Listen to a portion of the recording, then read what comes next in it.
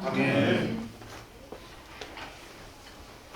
우리가 들은 뉴스 중에 가장 슬픈 뉴스이고 또 이런 일이 절대로 일어나서는 안 되는 그런 일이 뉴스로 나옵니다. 그 뉴스가 바로 부모님이 살기가 어렵다 그래서 죽으면서 아들을 이렇게 함께 자식들 함께 죽이고 이렇게 이제 목숨을 끊는 건데, 이 건이 있어서도 안 되고 사실은 이런 거는 뉴스의 내부로 안 되는 것입니다. 모방 범죄가 자꾸 일어나는 게 자꾸 뉴스 일어나니까 남들도 하니까 나도 해야 한다 생각하고 자꾸 일어나는 것입니다.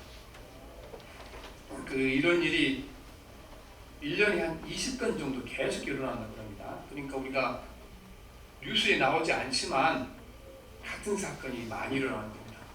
1년에 20건 정도 일어나면은 한 달에 2건 정도 일어난다고 했잖아요. 이 비극적인 사건이 자기 죽으면서 자기 자식을 죽이고 떠나는 거, 이런 일이 왜 일어납니까? 우리는 이것이요, 사실은 유교적인 가치관에 상당히 영향이 크다는 것을 우리가 아셔야 됩니다. 유교적 가치관. 우리가 그 부모와 자식 간의 관계, 또 효율에 대한 기준, 이 이야기가 우리 유교 사상 가운데 효경에 나와 있는데 그걸 잘 알았죠. 신체 발부 휴지 부모, 불가운 회상 효지시야. 이게 우리가 부모로부터 우리 몸을 받았는데 피부와 머리카락도 부모에게 받았으니까 이거를 감하거나 훼손하게 되면 부모에게 대한 효도가 아니다 말씀합니다. 여러분, 우리가 보면은요, 알게 모르게 이렇게 유교의 기준으로 정해준 이 효도의 기준을 예수 믿는 사람들 그대로 적용을 합니다. 그럼 큰일 나는 거예요. 왜냐하면은요, 이 유교의 이 기준으로 적용하게 되면은요, 여러분, 예수님이 불효자입니까? 효자입니까? 예수님이 유교의 말대로 자기 몸을 사하고 머리카락을 사는 것이 불효자면 예수님이 효자의 불효자예요. 아니, 예수님이 십자가에 못 박혀 돌아가셨잖아요. 몸을 다 상하고. 그거 예수님께서 성경에 보면 피할 수 있었어요. 피할 수 있었다고요. 그냥 유교적 관점에서 보게 되면 예수님도 불효자예요. 그러니까 보면은요, 지금 많은 우리 시대의 불행과 또 기독교인들이요, 뭐가 문제합니까? 가치관이 유교적인 것이 너무 많아요. 성경적인 것이 아니고. 그것 중에 하나가 부모와 자식 간의 관계를 유교적으로 보는 겁니다. 유교에서는 이제 자식은 거의 부모의 소유물이에요. 그리고 부모와 자식은 항상 하나의 운명 공동체가 되는 겁니다. 부모가 잘못되면 자식이 잘못되고. 그렇죠. 그래서 우리가 보면 자식들이 뭐 삶에 실패한다거나 또 이렇게 또 바로 살지 못한다거나 그러면은요, 부모가 꼭 자기가 그를 죄진 것처럼 생각하고 살아가는데, 여러분, 그 유교적인 사상이 성경의 사상은 아닙니다. 성경은 그렇게 가르치지 않습니다. 사무엘같이 의로운 선지자도 그 아들을 바로 자라지 못했잖아요. 근데 그것 때문에 하나님께서 사무엘에게 야단친 적 없으세요. 우리가 비록 부모와 자식으로 살아가서 원년이 다른 인격적, 같은 인격체가 아닌 것입니다. 우리나라에 기독교가 온지 하여튼 공식적으로 순교를 시작한 것은 1884년 알렌 의사가 이제 온 그날을 기준으로 삼습니다. 그러면 지금 우리나라에 기독교가 들어온 지 139년이 되죠. 하지만요, 우리 모든 기독교의 사상 속에 500년 역사 가운데 우리 의식과 무의식 속에 뿌리 박혀 있는 유교적 사상과 가치관이 우리 뼛속까지 묻어져 있는 겁니다. 139년이 지나는데 불구하고 많은 예수 믿는 사람들이 모든 기준과 가치관이요, 유교적인 가치관으로 너무 깊이 물들어 있는 것입니다. 우리가 이것을 벗어나지 못하면요, 결코 예수 믿는 것이 행복하지 못합니다. 그리고 지금 오늘날 이렇게 예수 믿는 가정에 자녀와 부모 사이에 많은 문제가 생기는데, 상당히 많은 문제는 바로 우리가 뿌리 깊이 박혀있는 유교적 가치관 때문에 그렇습니다. 자식은 내 소유고 내가 100% 그 인생을 책임져야 한다는 의식 때문에 불행해지는 겁니다. 그러나 우리가 요즘 이제 결혼하지 않는 건 문제 사는 건데요. 여러분, 성경에 결혼하지 않는 거 좋은 일이라고 나와요, 나쁜 일이라고 나와요? 사도 바울이 결혼하면 좋거냐 안 하는 게 좋다. 물론 조건이 붙어있죠. 어떤 조건입니까? 분명히 삶의 목적이 있을 때. 내가 결혼하자 혼자 살아가는 것이 주님의 나라를 전파하는 게, 또 하나님의 뜻대로 살아가는 이것이 유익하다고 생각해서 결혼을 안 한다. 그러면 사도 바울이 그거는 결혼 안 하는 것보다 나은 거라고 말씀하잖아요. 나은 거라고. 우리가 이렇게 살펴보면은 우리 기독교의 그 가족관과 모든 관이요, 유교와 다른 점이 너무 많아요. 그걸 모든 걸 어떻게 해석합니까? 다 유교식으로 해석하는 유교식으로. 여러분, 우리가 자식이 잘못됐다고 해서 내 인생 망친 것도 아니에요. 옛날에 우리나라 사람들이 이제 그 자식을 자식 농사라 그렇게 얘기했잖아요. 자식 농사. 그런데 농사할 때 여러분 해마다 잘 됩니까? 아니잖아요. 가뭄이 망치고, 어떤 사람은 종자를 잘못 써서 망치고 망치잖아요. 근데 그것 때문에 아무도 비난하잖아요. 당신 왜 농사를 망쳐놨냐. 하나님도 여러분, 우리가 최선을 다하지만요, 내가 원하지 않게 아이들이 빗나가기도 하고 또 사업에 실패하지만은 그것 때문에 하나님 우리 비난하지 않습니다. 그런데 왜 이렇게 우리가 이렇게 내가 최선을 다해 자녀가 잘못된 길을 가는 것에 대하여 그렇게 100% 책임지려고 그러십니까? 성경적인 가치가 아니라니까요. 어디서 나온 가치관입니까 그게? 500년 유교 역사에서 우리가 뿌리 깊이 박힌 역사 가운데 그런 의식 우리 가운데 생겨나는 것입니다. 성경에는 자식과 부모라도 철저하게 타자입니다. 철저하게 타자. 소유는 하나님이시고 하나님의 소유인 자녀를 우리에게 잠시 맡겨서 우리가 대신 하나님 대신 케어하도록, 하나님 대신 양육하도록 맡겨주신 것이지, 하나님께서 우리에게 자녀를 맡기면서 100% 우리에게 책임을 전가하지 않는다는 겁니다. 우리가 이걸 어디서 할 수 있습니까? 우리는 성경에 연좌죄를 금지합니다. 부모의 죄를 자식에게 절대로 물어서는 안 됩니다. 자식의 죄를 부모에게 물어서도 안 되는 것입니다. 그런데 이 연좌죄를 금지하는 법이 언제 이 인류 역사에 들어왔는가? 이게 나쁜 줄 알고 인류가 깨달았는가? 20세기 들어와서 깨달은 거예요. 20세기 들어와서 부모의 죄 때문에 자식을 죽이는 옳지 않다 그래서 헌법을 만들었고, 그런데 성경에는 연좌죄를 금지하는 것, 부모의 죄를 자식에게 묻지 않고 자식의 죄를 부모에게 묻을 수 없다. 다른 말로 말하면 부모의 이제 실패를 자식의 실패를 볼 수 없고, 자식의 실패를 부모의 실패를 보는 것이고 올바른 가치가 아니다 말씀하시는데, 이 사상이 언제 생겨났습니까? 물론 이전에 있었지만은요, 이게 이 사상이 이제 각 나라의 헌법으로 만들어진 것이 20세기인데, 여러분 놀랍게도 성경에는요 3,500년 전 신명기에 기록이 돼요.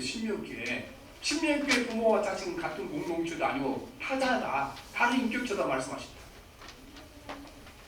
신명기 24장 16절에 보면 자식이 지은 죄 때문에 부모를 죽일 수 없고 부모의 죄 때문에 자식을 죽일 수 없습니다. 사람은 저마다 자기가 지은 죄 때문에 죽임을 당할 것입니다. 삶도 마찬가지인 것입니다. 자식이 실패한 것이 내 인생의 실패는 아닙니다, 여러분. 내가 실패한 것이 자식이 실패하지 않은 것입니다. 다른 인격체예요. 근데 우리가 너무나 이렇게 유교 사상이 들어가고 이걸 그렇게 보니까 문제가 생기는 것입니다. 구약 성경에 보면 왕에게 반역죄를 저지른 사람에게도 이 신명기의 법을 인용해서 연좌죄를 적용하지 않았습니다. 우리 조선시대에 누가 반역을 일으키면 몇 족을 멸했습니까? 3족을 멸했잖아요. 3족. 할아버지부터 손자까지. 그런데 말만 3족이 사실은요, 그 집안 전부를 몽땅 다 죽였어요. 말만 3족이지. 그런데 이스라엘은 부모밖에 죽였었다. 아들밖에 죽였었다. 그래서 구약성경 열왕기하 이제 14장에 보면 요아스 왕이요, 신하들이 반역으로 죽었어요. 그때 그 아들 아마샤가 왕이 되는데 자기 부왕을 죽인 사람들을 벌을 주는, 어떻게 벌을 주니까 열왕기하 14장 6절에 이렇게 기록이 되어 있어요. 왕을 죽인 자의 자녀들은 죽이지 아니하였으니 그는 모세의 율법책에 기록된 대로 함이라. 곧 여호와께서 명령하여 이르시기를 자녀로 말미암아 아버지를 죽이지 말 것이요 아버지로 말미암아 자녀를 죽이지 말 것이라. 오직 사람마다 자기의 죄로 말미암아 죽을 것이나 하셨더라. 아까 신명기 24장에 나온 말씀이잖아요, 이 말씀이. 그런데 우리는 유교의 사상이라는 것이 그렇게 아버지와 아들을 공동체로 본 나라는 어떻게 했어요? 이 동양적인 사람들은 누가 죄 짓게 되면 삼족을 멸하는 거예요. 그게. 우리는 그 사상을 그대로 몰라가고요. 지금 우리가 내가 최선을 다했는데 자녀의 객교를 여러분 내가 부끄러운 일은 아니에요. 성경이 전혀 그를 이제 꾸준히 안 해요. 성경이 다 읽어보세요, 여러분. 자식이 잘못되어 있는 하나님께서 왜 아들 이렇게 키우냐 말하는 것이 있는가? 그렇잖아요. 물론 이제 모범을 잘못 보이게 되시니 책망을 하시지만 내가 주님 것이 올바른 살았는데 자식이 잘못된 게 바른 길을 가지 못한다? 이것 때문에 책임을 묻지 않습니다. 그건 오직 우리가 유교의 사상이 이렇게 내려오는 건데 그걸 우리가 실천하고 살아가니까 안 맞는 거잖아, 이것이. 그래서 우리가 중국이 이렇게 이제 공산주의자인데 이제 자본주의 경제를 가져왔잖아요. 공산주의 사상 못 버리면 성공 못 하는 거예요. 그러니까 지금 뭐 개방한 50년대에서 쭉 올라가 지금 막 나락으로 떨어지잖아요. 같이 갈 수 없는 거예요. 공산주의하고 자본주의는 같이 갈 수 없는 거랍니다. 우리도 마찬가지예요. 우리가 유교 사상하고 우리가 예수 믿는 거하고 같이 갈 수 없는 건데 같이 가야 하니까 우리가 문제가 생기는 겁니다. 그러니까 지금 교회적으로 문제가 생기고 총회적으로 문제가 생기고 그렇죠. 그래서 우리는 총회에서 재판국은 안 하려고 그래요. 다들 하도 이렇게 많이 들어오고 그렇게 하니까 왜 옵니까? 그것도 사실은 보면 다들 상당히 유교적 가치관으로 신앙생활을 하기 때문에 그런 영향이 강하다는 겁니다. 예수님께서도 우리에게 말씀하시기를 우리 부모는 세상이 보내는 통로다. 세상의 모든 사람이 진짜 부모는 누구라고 말씀하십니까? 주님께서 마태복음 23장 9절이 말씀하십니다. 땅에 있는 자를 아버지라 하지 말라. 너희 아버지는 한 분이시니 곧 하늘에 계신 이시니라 말씀하십니다. 이거 우리가 말로는 자주 하죠. 하나님께서 우리 아버지라 말씀하죠. 말로는 그렇게 하는데요. 우리 의식의 깊은 소견은요. 그게 아니에요. 의식 깊은 세계는 자식이 내 것이고 내가 100% 책임진 거다. 그러니까 여러분 우리가 살아가다가 자녀에게 문제 생기면 그것 때문에 자기가 얼굴을 나오죠. 이렇게 얘가 그 수능 잘못해서 대학 못 갈 수도 있죠. 그러면 마음 모두는 이제 옆에 사람들 이런 사람도 있죠. 쟤는 공부 잘하니까 서울대 막 갈 거라 떨어져 봐요. 그 부모 다음 주 안 온 사람 많아요. 아이가 이렇게 학교 떨어진 게 자기가 무슨 상관이 조금 있겠지만 그렇죠. 그 자기가 실패한 거 아니에요. 누가 실패한 거예요? 애가 시험 보니까 또 다음에 보면 되는 거잖아요.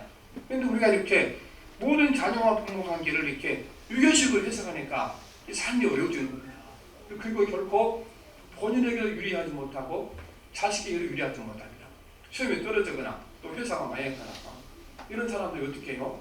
이제 보면 부모가 뭐라 하느냐 그러면 있죠. 그 막 자녀가 잘못된 게 때문에 인생이 끝난 것처럼 막 부모가 막 한심을 쉬고 불행해하거든요. 그런데 그게 사실은 그 자녀들은 걱정 무너지게 하는 거예요. 내가 시험에 떨어지고 사업에 망해서 나만 불행하는 거 그 문제가 안 돼요. 그런데 내가 사업에 실패했는데 부모가 나보다 더 불행해? 그 어떻게 된 거예요? 내 실패가 누구를 불행하게 하는 거예요? 부모를 불행하게 만드는 거잖아요. 그래서 우리가 그게 도움이 안 되는 거예요. 그래서 우리는 그렇게 되게 되면은 내가 실패해도 나는 이렇게 하나님 앞에 이렇게 잘 살아간다. 내 자리에서 일어나려 그렇게 얘기하지. 내가 망한 것이 내 인생이 망한 것처럼 이게 어디서 온 겁니까? 부모와 자식 하나라고 유교 사상이 온 거나 그럽니다. 근데 저나 여러분은 다 어떻게 살아가요? 딱 그렇게 생각하고 살아가잖아요.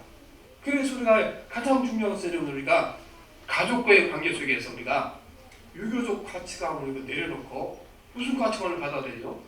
성경에서 말씀하는 가치관을 받아들여야 되는 겁니다. 자식은 하나님이 것이고 그럼 책임은 누가 집니까? 주인이 주셔야죠. 왜 우리가 집니까? 우리는 양육의 책임만 짓는 것이고.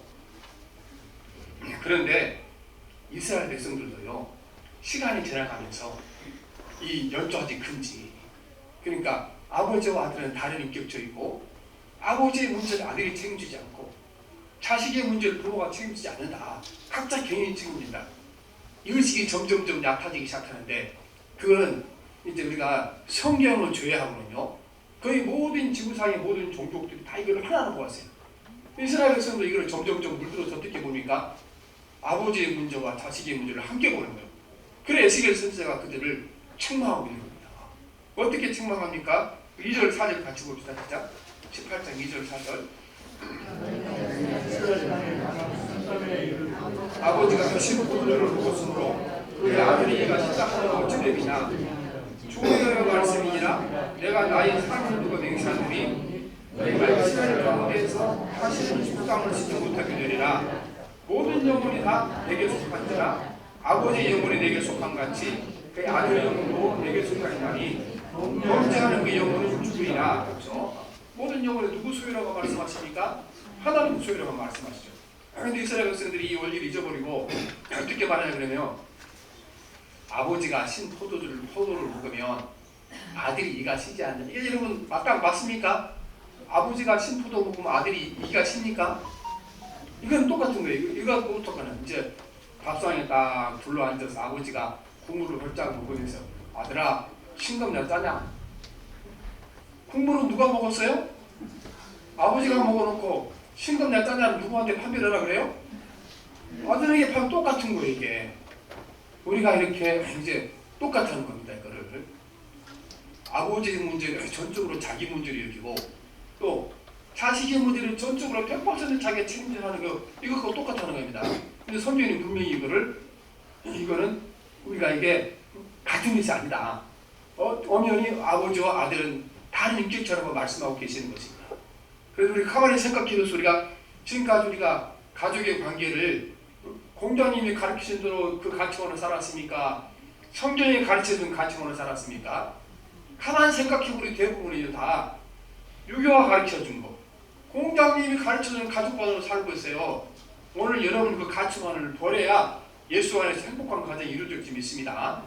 가정이 회복되는 길이 거기에 열려 있습니다. 가치관을 우리가 공자님 가치관에서 성경이 가르치는 가치관으로 바꿔야 되는 것입니다.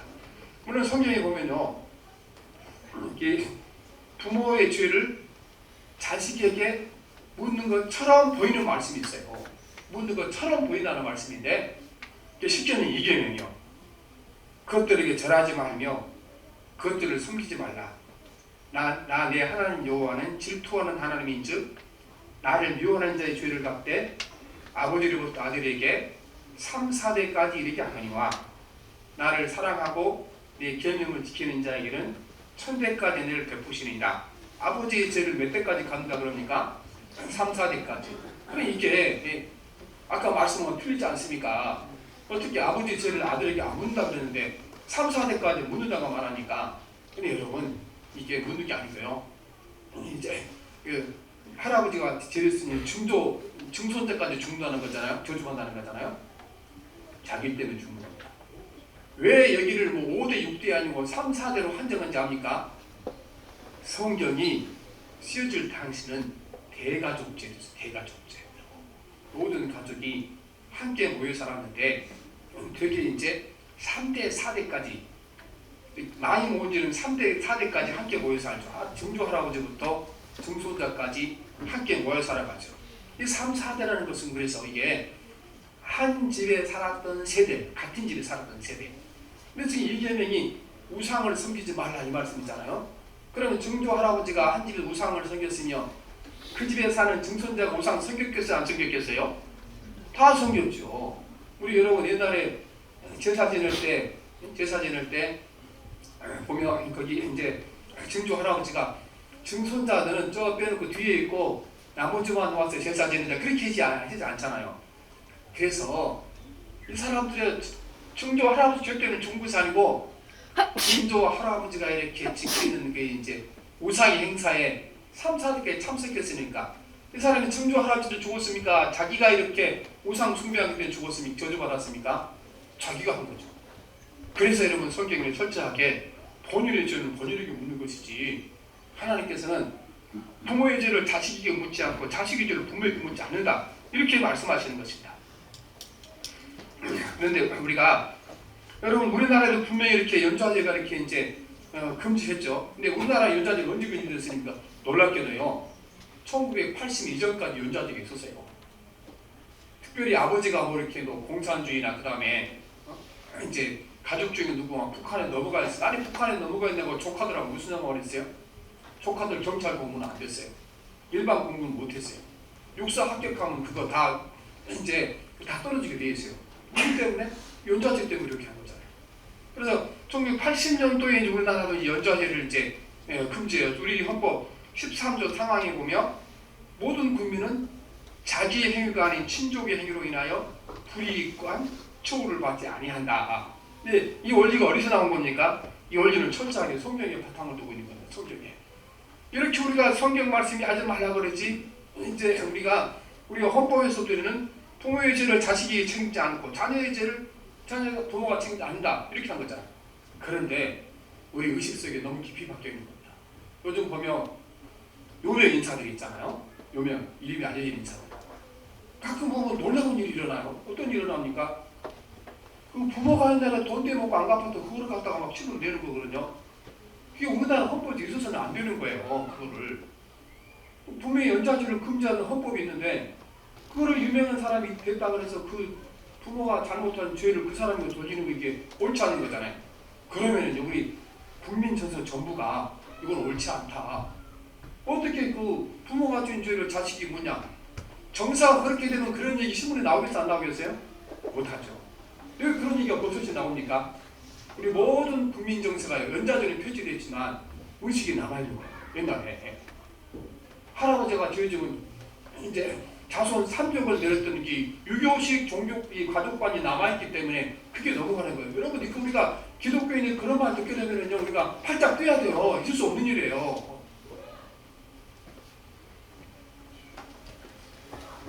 부모가 나를 한 인격체로 보고 또 이제 그 자식을 부모를 소유로 보는 거, 이 의식이 철저하게 유교적이거든요, 여러분.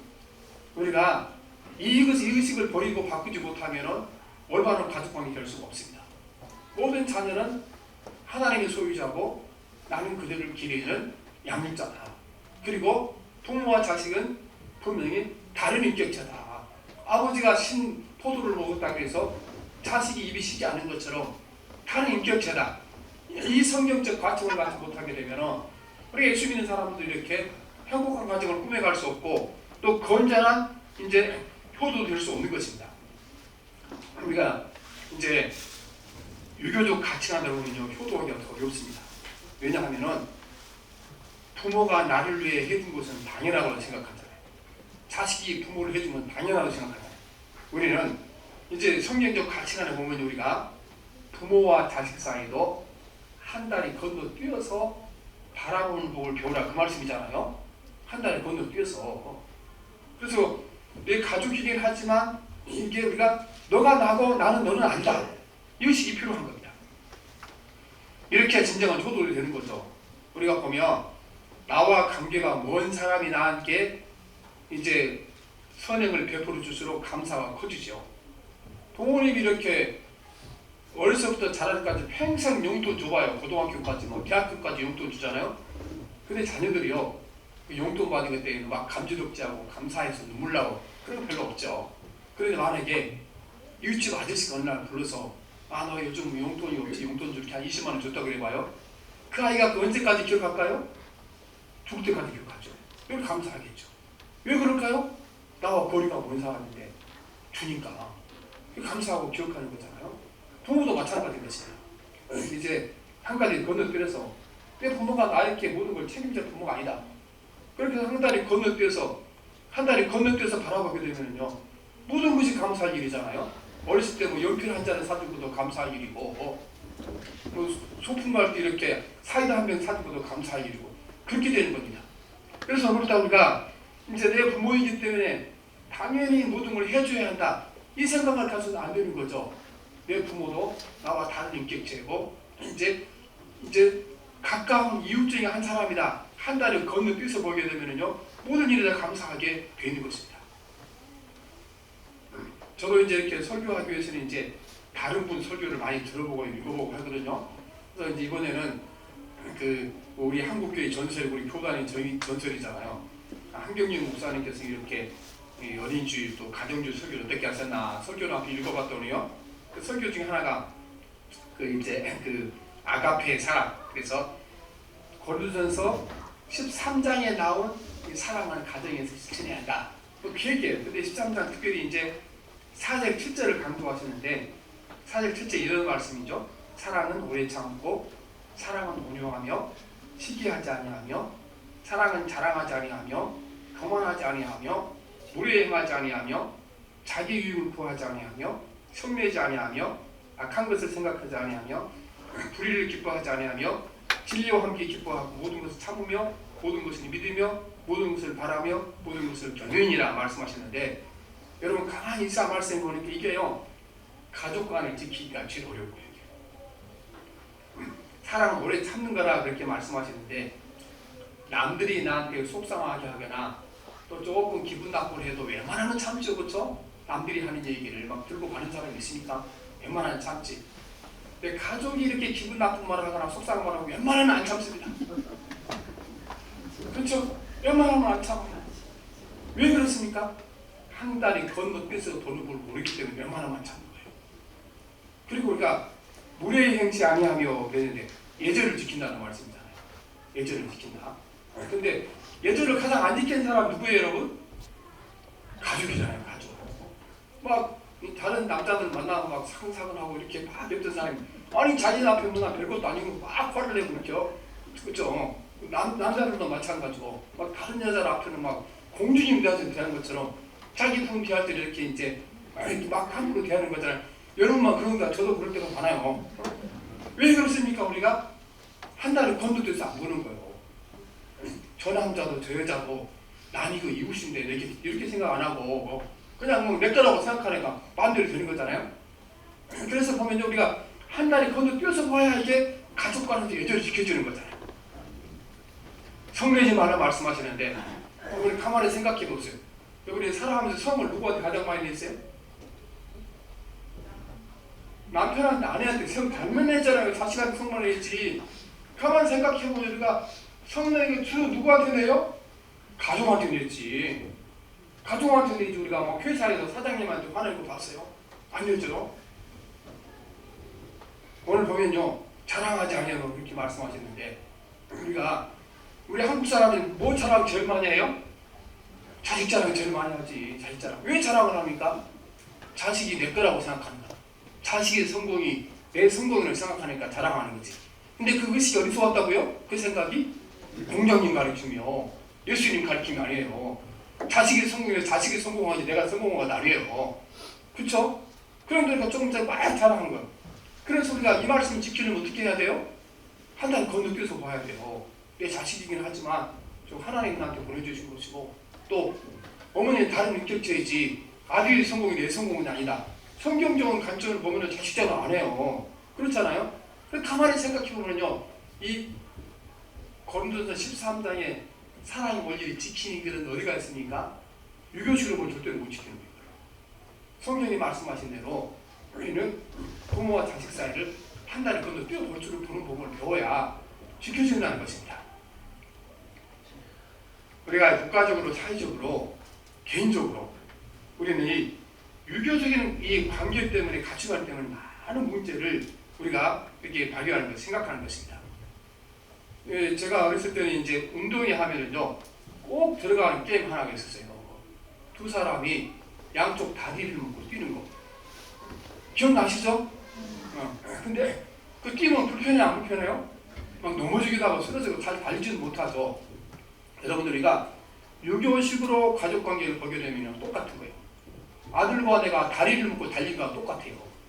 아니 왜 이렇게 용하게 또 비효율적으로 달립니까? 탁 풀고 달리는 두 사람 열심히 다니면 편하게 다니고 행복히 다닐 텐데, 자식과 나를 하나로 보는 거, 이거를 내가 묶여있는 보는 것은 똑같은 거예요. 항상 생각할 때 그렇게 하셔야 됩니다. 그래서 자식도 남이고 부모도 남이에요. 결국은 관계가 부모와 자녀의 부모로 하는 거지 단순히 인격자라는 겁니다.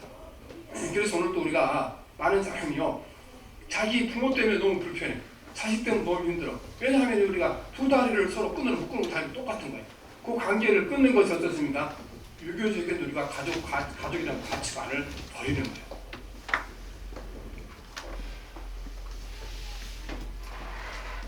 요즘 제가 넷플릭스 통해 가끔 영화 한 번씩 보거든요.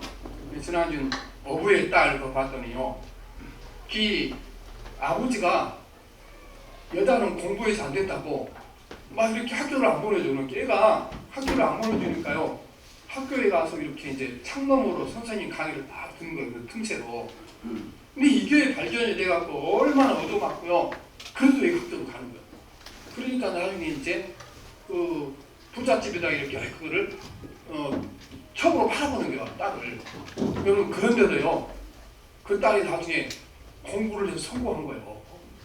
여러분, 우리가 그래서 자식이 잘못되고 맞되고 우리가 너무 그렇게 우리가 자책할 필요는 없는 것입니다. 아니, 그렇게 아버지가 하지 말라고 하면 매를 때리고 이렇게 죽이려고도 할 놈들을 하는 거예요. 그런데 아무리 내가 해도 안 되는 것은 안 되는 거고, 그래서 하나님께서 우리에게 자식의 문제를 전적으로 책임을 묻지 않는다는 것입니다. 그리고 그렇게 살아가는 것이 오히려 자식도 아끼는데 바른 길이 되기를 좀 믿습니다. 여러분, 우리가 성경적인 관점에서 보면요, 다윗은 성경에 이제 유교적인 관점에서 보게 되면은 다윗은 성경에 이름이 올라가서는 안 됩니다. 왜냐하면 우리가 유교적 관점에서 보면요, 다윗은 철저하게 실패한 인생이에요. 정말 혈육게 먹고 죽여야 할 사람이에요, 다윗은. 왜 그렇습니까? 다윗의 아들 암논이 자기 이복 동생을 보면서 자기 동생을 여동생이 보면 거잖아요. 아들 압살롬은 또 이제 자기 누이 했다고 암논을 죽이잖아요. 압살롬은 나중에 자기 아버지 첩들과 이렇게 나쁜 짓을 하잖아요. 그러면은 공동 명체를 봐서는 다윗은 인간이 아니에요, 이거는. 인간이 아니잖아요. 그런데 놀랍게도 성경에 보면 하나님께서 이 자식들의 잘못에 대해서 한마디도 다윗을 꾸짖은 적이 없습니다. 평생토록 하나님께 순종하고 살았다, 이렇게 말씀하시는 거지, 다윗이 이것 때문에 꾸짖거나 책망하지 않는다는 것입니다. 왜 그렇습니까? 우리는 아들이 아버지가 포도를 먹면서 아들이가 쉬겠냐? 아들이 신포도를 먹면서 아버지가 쉬겠냐? 아들과 아버지는 우리가 각자 다른 이렇게 인격체다, 이렇게 말씀하실 때문에 그렇습니다. 오늘 우리가 많은 사람들이 이제 불행한 걸 살아가는데요, 그거를 우리가 세상 가치관을 살아가기 때문에 그렇습니다. 우리가 유럽이나 미국 같은 기독교 문화 어린애들은요, 자식이 무슨 시험에 실패하고 그 다음에 사업에 망했다 그래서 친구들도 모임 안 가고 친구들도 모임에 가서 이렇게 가서 이제 막 이렇게 풀이 주고 앉아요. 그렇지 않습니다, 그분들은. 왜냐하면요, 그분들은 유교 사상이 아니고 우리 기독교의 가치가 철저히 박혀있기 때문에 자식이 이렇게 열심히 하다가 이렇게 이제 사업에 망가고 내가 사는 것 그게 무슨 상관이 있냐. 그렇기 때문에 이렇게 해서 그렇게 살아가는 겁니다. 그리고 그렇게 한 것이요, 자식이 회복하는데 앞을 나누는데 회복하는 겁니다. 여러분, 자녀들이 이제 실패한 자녀들이 가장 힘든 건 뭔지 아니까? 자녀 때문에. 아니, 내가 실패했는데 부모가 자기보다 더 불행한 거예요. 내가 대학 시험 떨어졌는데 대학 시험 떨어진 이제 부모 나보다 누가 더 불행해요? 부모가 더 불행해요. 그거요, 아이들한테 엄청난 고통입니다. 내가 시험에 떨어져서 나만 고통을 당하고, 아니 괜찮아, 나는 떨어져도 각자 최선을 다해 살면 되니 그렇게 하는데 네가 시험 떨어졌으니까 내가 살 맛이 안 나다, 어디 막 친구 만나기 싫다, 그것이 엄청나게 불행해지는 거죠. 그래서 우리는 주님과 다른 삶을 사는 답을 배워야 되는데, 철저하게 우리가 가치관을 바꾸는 삶을 살아야 될 줄 믿습니다. 가치관을, 유교적 가치관에서 성경적 가치관을 바꾸게 되면 많은 가족의 문제 해결하고 또 앞으로 해결될 수 있는 길이 될 줄 믿습니다. 자녀는 철저하게 우리가 부모의 소유가 아닙니다. 유교의 사상입니다. 성경은 어떻게 썼습니까? 아버지의 영혼도 내 것이고 아들의 영혼도 내 것이다. 그리고 우리는 그 각자 책임도 누가 집니까? 아버지가 주니 아버지가 책임지고, 아버지의 인생은 아버지가 책임지고, 아들의 인생은 아들이 책임진다, 그걸 말씀하시는 것입니다. 우리가 철저하게 이제 기독교적 가치관으로 가족관을 바라볼 때 우리가 그리스도 안에서 가족에서 삶이 승리하게 될 줄 믿습니다. 기도하겠습니다. 살아계신 하나님 아버지, 오늘 우리가 500년 우리 조상의 역사들 가운데 유언받아온 이 유교 사상이 너무 깊이 물들어서 우리가 모두 가족 관계를, 부모 자식 관계를 유교식으로 해석하여서 너무나 많은 사람들이 쓸데없는 불행에 빠져있고 또 가족을 돕고 나락으로 떠날 때가 많습니다. 하나님, 우리가 이제 이 땅에 복음이 전해진 지 139년이 됐습니다. 이제는 우리가 유교적 이 가치관, 이 효도관을 바꾸게 도와주시고 성경적 가치관을 바꾸게 도와주셔서 모든 자녀는 하나님의 소유이고 나는 그들을 양육하는 책임밖에 없다는 사실을 깨닫게 도와주셔서 아버지의 성공은 아버지의 성공, 아버지의 실패는 아버지의 실패고 아들의 성공과 아들의 실패는 그들의 것이 될 줄 믿습니다. 우리의 성경적 가치관으로 가족을 바라보게 도와주셔서 날마다 우리 가정이 행복한 가정 되게 도와주시고 문제가 있는 가정들은 하나님의 말씀대로 성경적 가치관으로 이겨내게 도와주옵소서. 예수님 이름으로 기도합니다. 아멘. 우리